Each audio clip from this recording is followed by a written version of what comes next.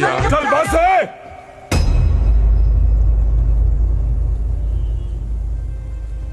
बस ऐदा तू टांटे खा गोली चल जाएगी।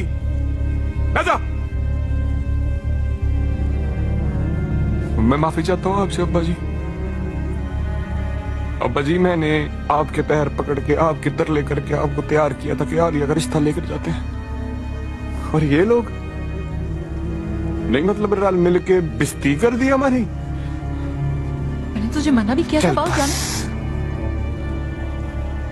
बस करते ये रंगबाजियां। ठीक है, तू रहती है यहाँ, लेकिन माँ बाप की इज्जत से ऊपर ना और कुछ नहीं होता आलिया साहबा।